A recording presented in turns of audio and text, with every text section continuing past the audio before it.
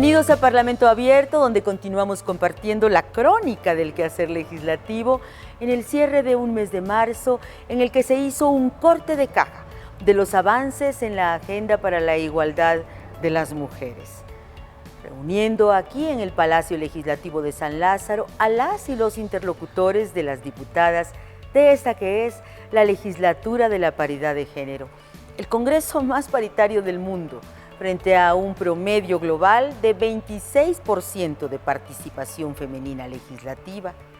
Es un dato que aquí se compartió este martes en el panel Embajadoras y Diputadas en el avance de la política exterior y la diplomacia feminista, un enfoque del que aquí hablaron representantes de Chile, Finlandia e Irlanda, naciones que como México la han asumido así, bajo la premisa de que los vínculos de un país, de su Estado y de su sociedad con la comunidad internacional deben partir del reconocimiento de la desigualdad entre los géneros y el compromiso, además de realizar acciones destinadas a cerrar las brechas que impiden y obstaculizan el desarrollo de las mujeres. De eso se trata la diplomacia feminista, una tendencia mundial que a su vez se traduce en un instrumento de política exterior y de política pública para alcanzar resultados nacionales y multilaterales en educación, salud, seguridad y construcción de una cultura de paz. Un propósito que se encuentra en el corazón de este enfoque, sustentado en la convicción de que sin la participación social, económica, política de las mujeres, no es posible superar las diversas violencias que atentan contra la convivencia humana. Convocadas por la Secretaría General de la Cámara de Diputados, este encuentro contó con la participación de diputadas de los grupos parlamentarios de Morena, de Acción Nacional y del Partido Revolucionario Institucional, con protagonistas de la diplomacia parlamentaria en diversas instancias internacionales, quienes intercambiaron con las embajadoras la inquietud de cómo garantizar que en los servicios de política exterior las mujeres no queden rezagadas justo por otro gran pendiente que la diplomacia feminista ha colocado en la agenda de sus preocupaciones globales: cómo pasar de la carga doméstica desigual que inhibe y frena un desarrollo igualitario a la edificación de un sistema nacional de cuidados, una alternativa cuyos cimientos están llamados a levantar las legisladoras de todo el mundo. El martes 28 se realizó el panel Embajadoras y Diputadas en el avance de la política exterior y la diplomacia feminista, organizado por la Secretaría General, la Unidad de Asuntos Internacionales y Relaciones Parlamentarias y la Unidad para la Igualdad de Género de la Cámara de Diputados. Al conversatorio asistieron las embajadoras de Chile, Finlandia, Irlanda, la directora general para temas globales de la Secretaría de Relaciones Exteriores, diputadas de diversos grupos parlamentarios y la secretaria general para intercambiar ideas sobre el panorama y las acciones a implementar para cerrar las brechas de desigualdad entre géneros. Por fortuna, en 2019 y en la 64 legislatura, la anterior, y también en la actual, esa importancia la entendieron los legisladores y las legisladoras de la 64 legislatura y de la presente, y por eso es que se retoma el servicio de carrera y los investigadores que hoy conforman los centros de estudio de la Cámara de Diputados son investigadores que tienen los perfiles para hacer investigación parlamentaria. Este panel, que surgió por la inquietud de la embajadora de Chile en México, la excelentísima señora Beatriz Sánchez, de profundizar en el análisis de la política exterior y la cooperación internacional con visión feminista, las cuales actualmente tienen coincidencias en México y Chile. Tal enfoque inició en 2020-2022, correspondientemente junto a otras naciones. Según datos del Foro Económico Mundial, se necesitan 132 años para eliminar las brechas de género a nivel mundial. O sea, si no hacemos acciones que vayan direccionadas a eliminar las brechas de género, nos faltarían 132 años más. Y la verdad es que a mí igual me gustaría ver cambios, ¿no? Y porque 132 años más no los voy a ver. Entonces, me gustaría que pasaran cosas. Mi país ha tenido una presidenta de la República, 3 veces la primera ministra y una vez canciller, una vez secretaria de Defensa, etcétera, etcétera, etcétera. Estamos orgullosos de que las mujeres ya representan el 52% de los empleados y diplomáticos de carrera en el Ministerio de Relaciones Exteriores. Las mujeres también alcanzamos puestos de liderazgo en el servicio exterior. Creo que la perspectiva de Irlanda es interesante, dado que es un país pequeño con un fuerte legado católico que no siempre ha tenido una relación positiva con sus mujeres. Apenas en 2018, por ejemplo, se cesó la prohibición constitucional al aborto en Irlanda. Ha sido reconocido hace menos de un mes como la tercera política exterior feminista que más ha contribuido justo por todo este tipo de esfuerzos de garantizar tanto que tengamos mujeres en puestos de decisión como que aboquemos porque existan planes de acción de género en cada una de las temáticas multilaterales en las que México está participando. Nuestra primera embajadora de carrera del Servicio Exterior Mexicano fue en 1952, Paula Alegría. 1952, parece cerca, pero no. Ya pasaron muchos años de tener a nuestra primera embajadora mexicana en Dinamarca, concretamente, y claro que todo eso nos va abriendo camino. De nada nos serviría que en el papel, como se ha ido logrando, tengamos una igualdad legal, incluso en la Cancillería, si en la práctica no tenemos una igualdad real. Si en la práctica no logramos destinar los presupuestos suficientes, pertinentes y oportunos para que efectivamente logremos la igualdad. Uno de ellos es, por ejemplo, el sistema de cuidados, legislación pendiente para poder concretarse.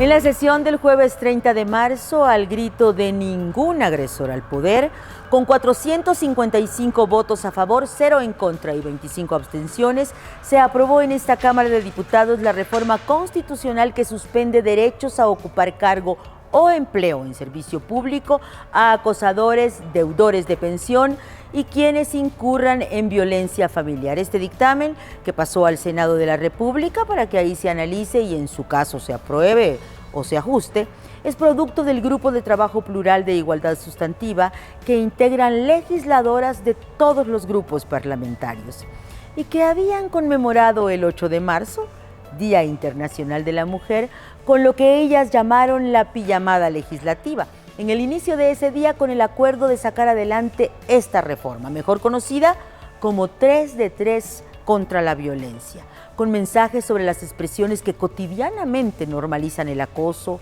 el maltrato psicológico y económico hacia las mujeres, como esa frase de que lo que pasa en casa se queda en casa.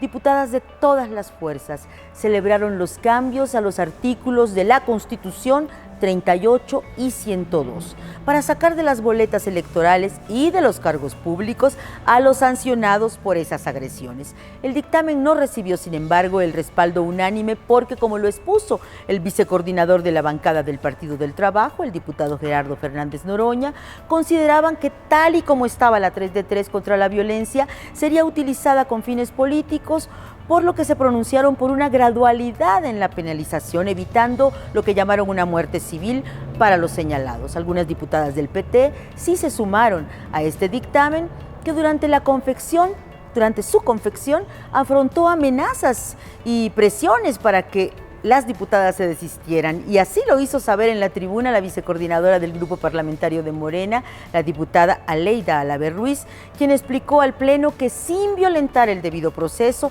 siempre con pruebas judiciales de por medio, esta iniciativa conlleva la advertencia de que habrá cero tolerancia a la violencia de género.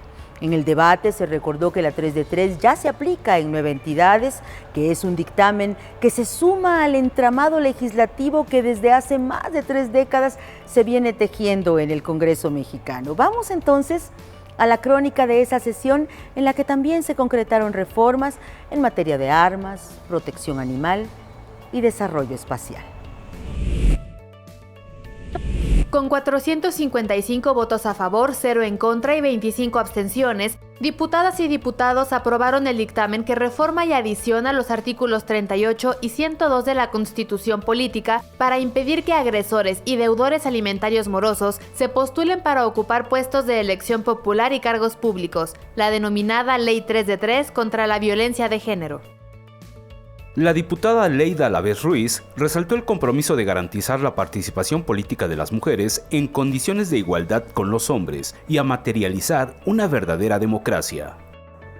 Con esta reforma se da certeza a las víctimas de violencia de género sobre la no elegibilidad de sus agresores y en puestos de elección como servidores públicos. Y se les dice claramente que no volverán a ocupar sus cargos si perpetúan estas prácticas. Por su parte, la diputada Cecilia Anunciación Patrón Laviada comentó que según datos del INEGI, de cada 10 divorcios, 7 padres no cumplen con la obligación de pensión alimentaria.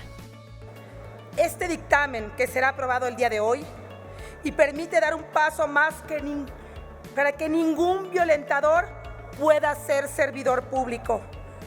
Porque quien no es capaz de cuidar lo más sagrado que es su familia, mucho menos podrá cuidar al pueblo de México. Y hay que decirlo claro.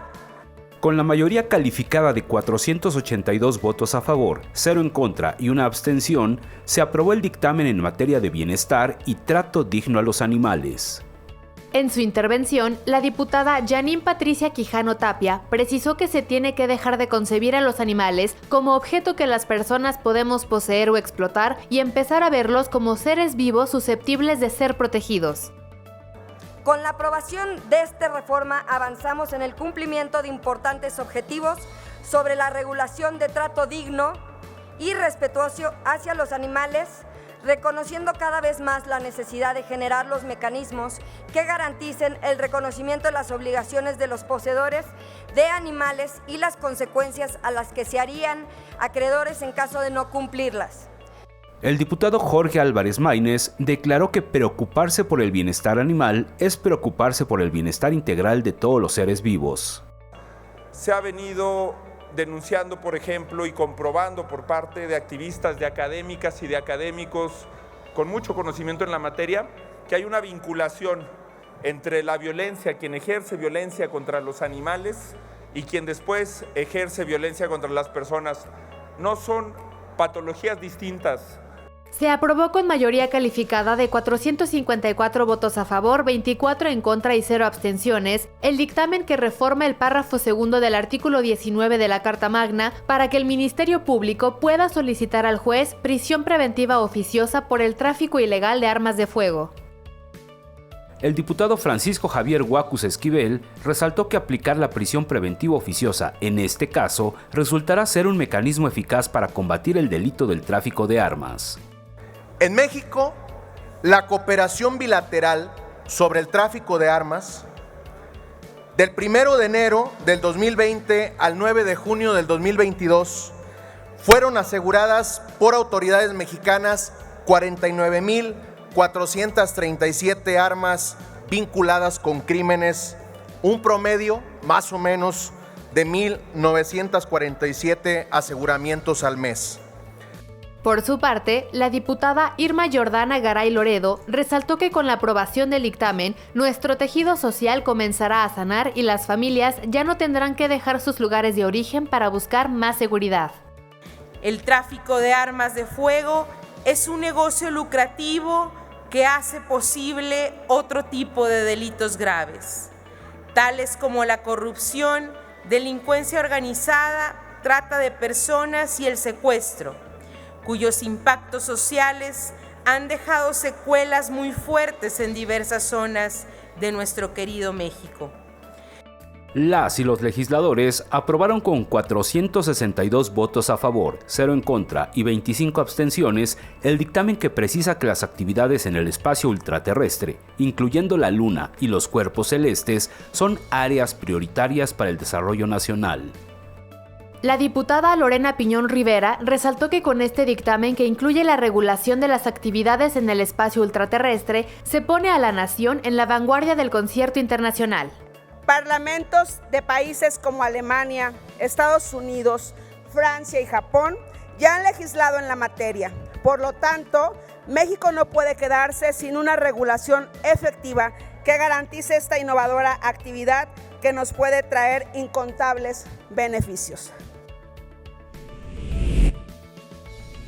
En la madrugada de este viernes 31 de marzo culminó de manera inédita el proceso de recambio del Instituto Nacional Electoral, el INE, con la designación de la consejera presidenta Guadalupe Tadei Zavala y los consejeros Jorge Montaño Ventura, Ritabel López Vences y Arturo Castillo Loza. Inédita porque por primera vez se aplicó la insaculación, un método previsto en la Constitución que marca la ruta para los relevos del INE.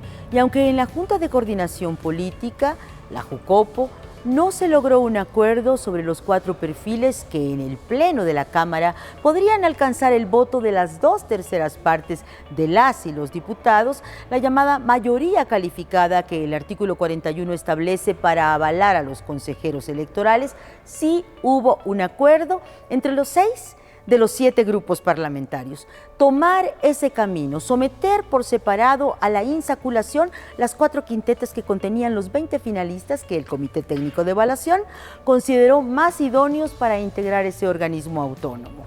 Fue una sesión exprofeso para votar este acuerdo. Hubo solo 3 posicionamientos. Uno de Movimiento Ciudadano, otro en representación del bloque de los partidos Acción Nacional, Revolucionario Institucional y Partido de la Revolución Democrática, y uno más del bloque de los partidos Morena, Verde Ecologista de México y del Trabajo. La aprobación fue también la del protocolo de insaculación, que detalló hasta la forma en que las diputadas secretarias de la mesa directiva de esta Cámara, que serían escrutadoras, debían mirar al Pleno mientras sacaban la boleta ganadora que finalmente leería el presidente de la mesa directiva, el diputado Santiago Krill Miranda. Es un protocolo que precisó las características de la urna transparente, de las boletas que ahí se depositaron, la forma en que debían firmarse, la forma en que debían doblarse y las 10 vueltas que la escrutadora debía darle a la tómbola antes de tomar la boleta con el nombre de los ganadores. Cada paso fue grabado por cámaras del canal del Congreso a fin de contar con videos para despejar eventualmente dudas y evitar suspicacias. En las próximas horas habrá recambio en el INE, una de las atribuciones más relevantes que la Cámara de Diputados tiene para garantizar un árbitro electoral imparcial, autónomo y que dé certeza al voto de las y los mexicanos.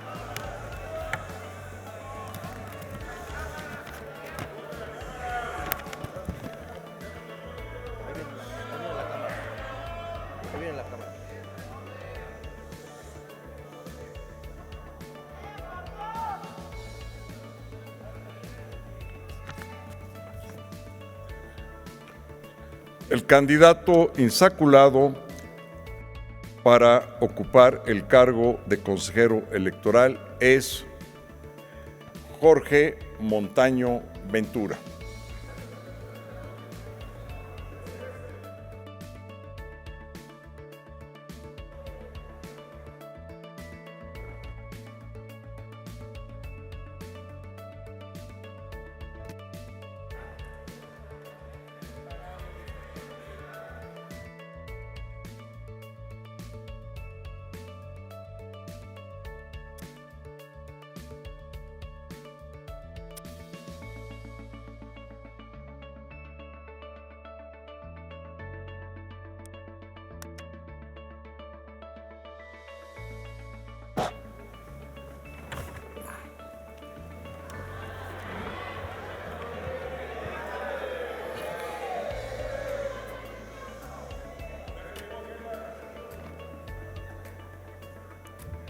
Ciudadana Insaculada Rita Bel López Vences.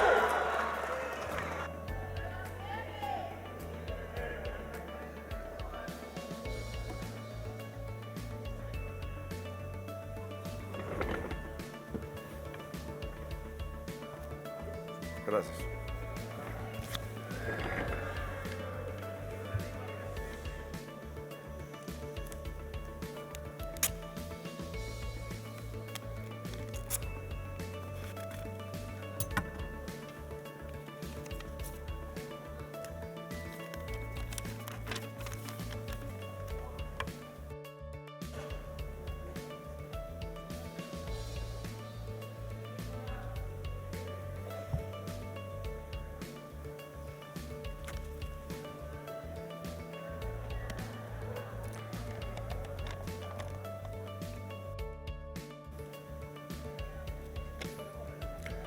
Ciudadano Insaculado Arturo Castillo Loza.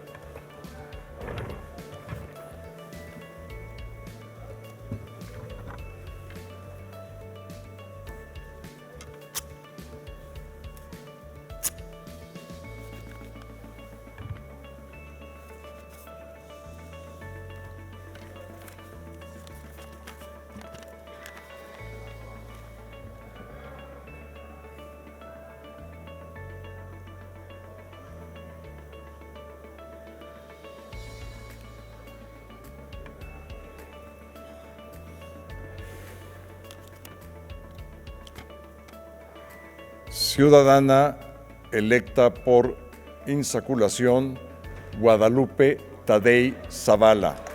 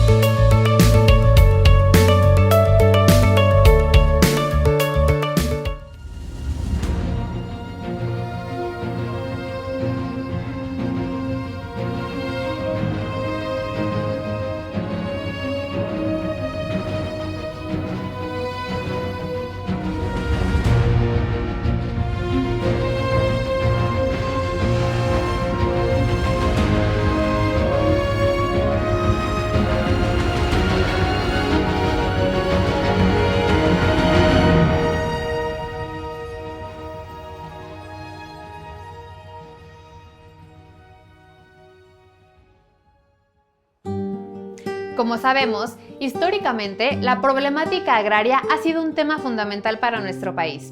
Hay historias donde no hay héroes ni caudillos ni batallas, sino que hay un relato horizontal lleno de procesos que no se pueden omitir, como lo es la historia postrevolucionaria, ya que no solo eran los pueblos contra haciendas o haciendas contra pueblos, sino que desde el periodo colonial del siglo XIX y gran parte del siglo XX se tienen una gran serie de estructuras agrarias diversas en el mundo rural mexicano. Esto es parte de la ponencia en la que el doctor Antonio Escobar Omstiz expone sobre dos momentos históricos de larga duración. Inicia con la Ley de Desamortización de Manos Muertas del 25 de junio de 1856 y concluye antes del inicio de la época cardenista con los procesos agrarios que van marcando México en el siglo XX. En la segunda conferencia del ciclo, titulada Entre el reparto liberal y el reparto postrevolucionario en México, una lectura de las leyes 1856-1936. ¿Por qué la idea de estos dos grandes cortes históricos?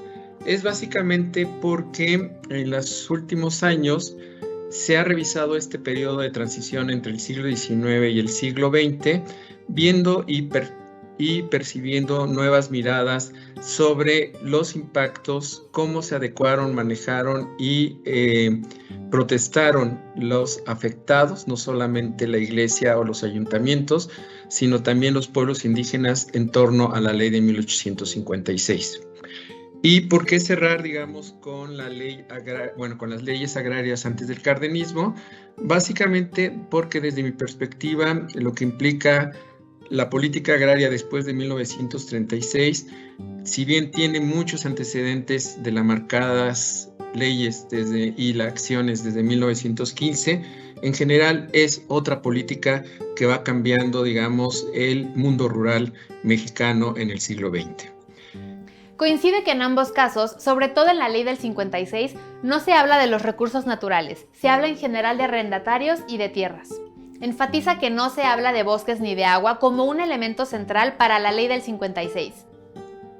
Cabe resaltar que las implicaciones que tuvieron las leyes revolucionarias a partir de 1915 es que se dieron nuevas formas de propiedad en el mundo rural y en el mundo urbano. En el archivo histórico también existen documentos referentes al arbitraje del chamizal de 1897, que comenzó con el desbordamiento del río Bravo que afectó a campesinos del lado de México. El chamizal es el único territorio que Estados Unidos regresó a México y se encuentra en Ciudad Juárez, Chihuahua. Si quieres saber más acerca de este reparto liberal entre 1856 y 1936 y sus repercusiones en nuestros días, consulta el micrositio del Archivo General o escanea el código QR para saber más de este capítulo del México postrevolucionario.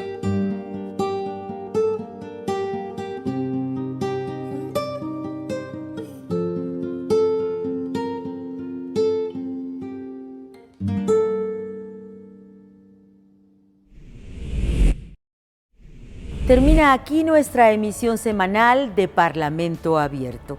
Gracias por acompañarnos en esta crónica del quehacer legislativo. Hasta la próxima.